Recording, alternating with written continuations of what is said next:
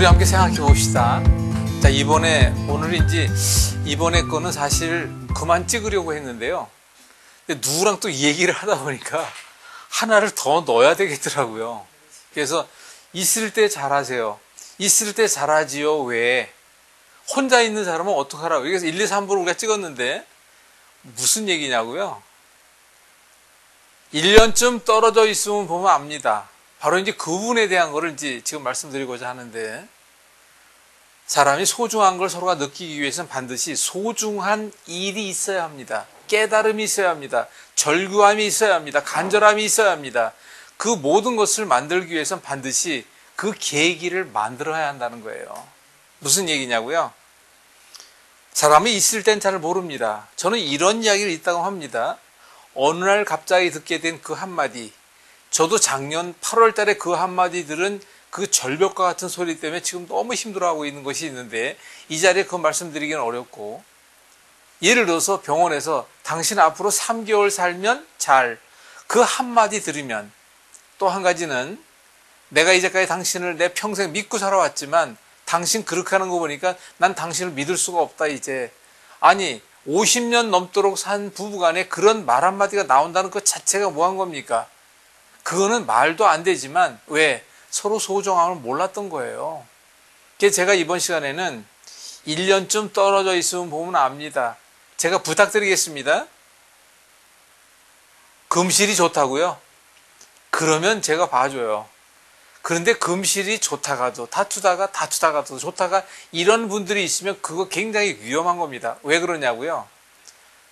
믿음이 어느 정도는 깔려있는 사람들은 그 믿음을 지켜가기 위한 어떠한 일이 있어야 되는데, 툭탁툭탁 하다가 또 금방 또 툭탁툭탁 하다, 이런 경우의 사람들은 제가 볼 때 굉장히 위험하다는 생각을 합니다. 차라리 허구한 날 싸우고 그래도 그냥 마지못해 살고 있고 그대로 가는 거예요. 그냥 가늘고 길게 갑니다.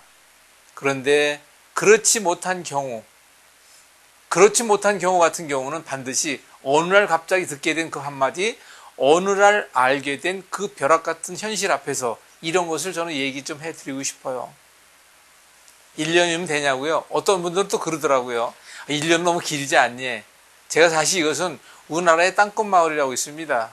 땅끝마을 중에서도 완도라는 데가 있는데 거기에 있는 그분과 제가 좀 거의 한 40분 그 정도 통화를 했어요. 40, 50분. 그러면서 제가 이제 그런 얘기를 했습니다.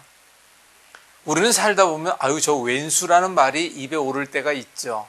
하지만 내가 말을 못하게 되는 경우의 사람들도 적지 않게 많습니다. 표현을 하지 못하는 거죠. 그런데 막상 내 입에서 이야기만 나오지 않았을 뿐이지, 저 왼수 내가 진짜 마지못해 애들 보니까 내 애들 보고 산다. 내가 이제 이 나이에 이제 헤어져서 뭐 하느냐, 저 왼수라고 하는 사람들도 분명히 있을 것입니다. 그런데 저는 분명히 이렇게 또 말씀드리고 싶어요. 차라리 왼수 그 말을 표현하는 게 나아요.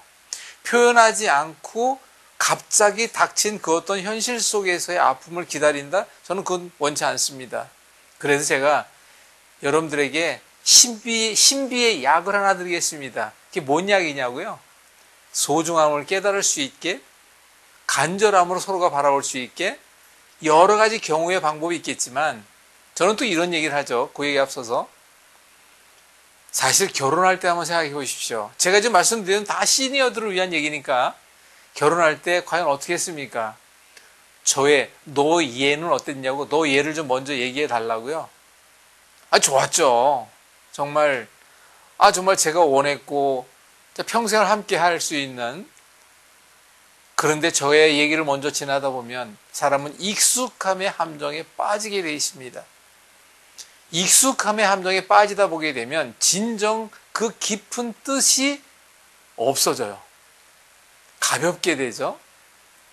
그러다 보게 되면 하지 않을 이야기도 하게 되고, 또 그러다 보게 되면 하지 말아야 할 짓을 또 합니다.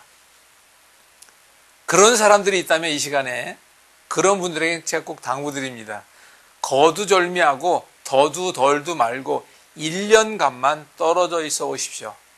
6개월이면 되지 않냐고요? 아니, 안 돼요. 6개월 가지고 안 됩니다.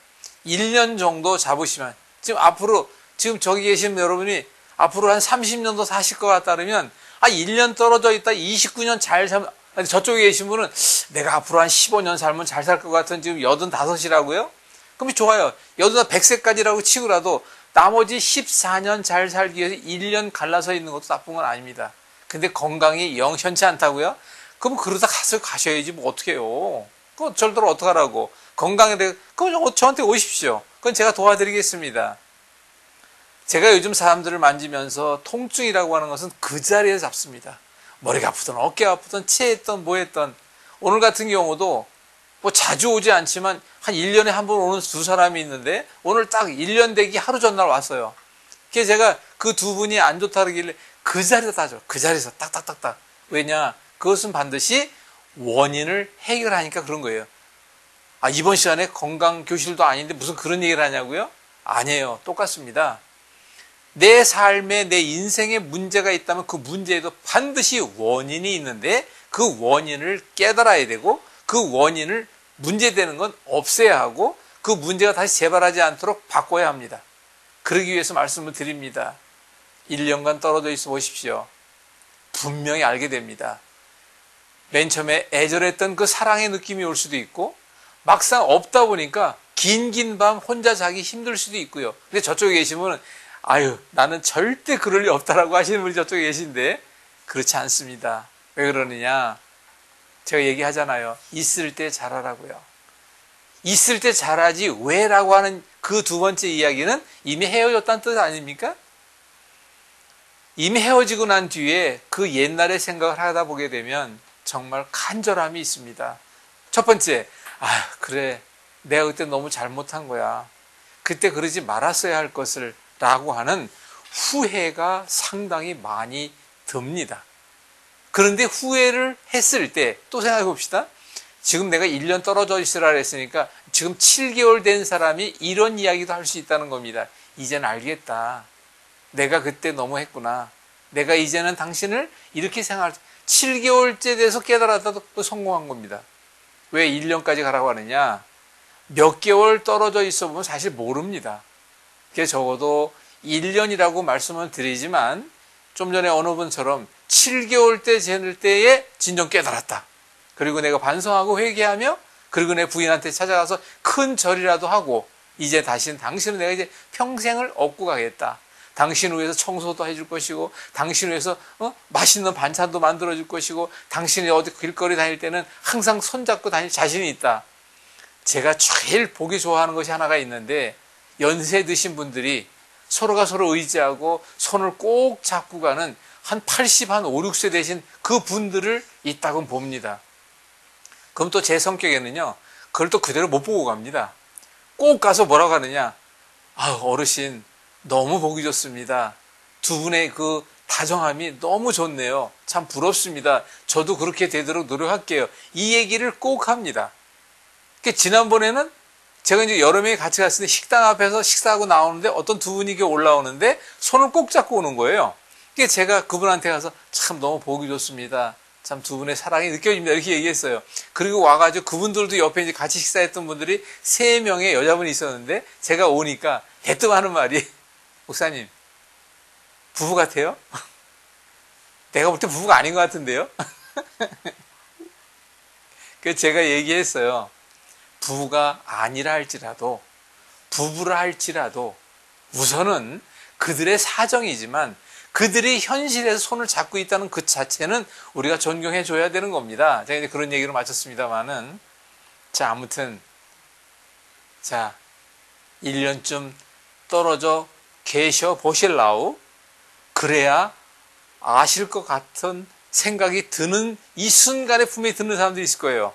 죄송합니다. 떨어지세요, 그냥.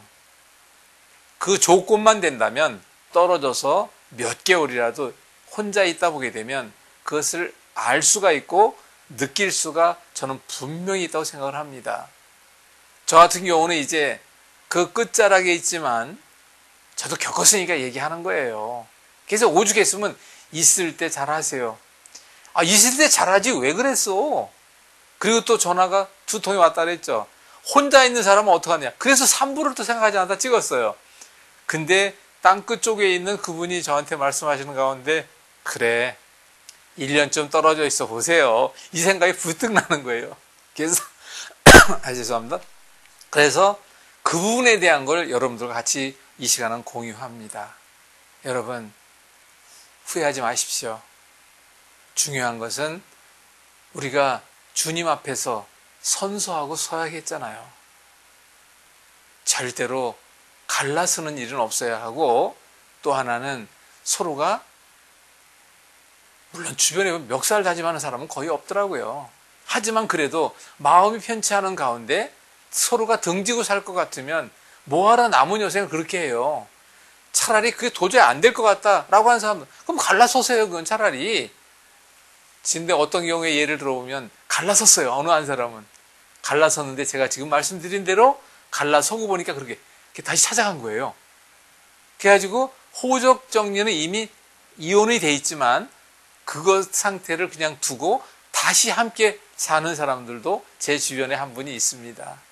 여러분, 있을 때 잘하십시오. 그리고 있을 때 잘하는 것을 더욱더 진솔하게 만들기 위해서 좀 떨어져 보여 있는 것도 하나의 방법이고, 그리고 가장 소중함을 다시 만들 수 있는 계기가 된다면 1년이든 6개월이든 떨어져 계십시오. 그리고 다시 부탁드립니다. 있을 때 잘하십시오.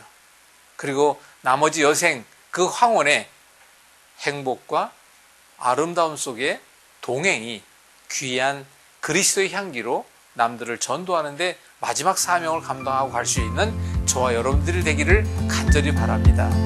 감사합니다.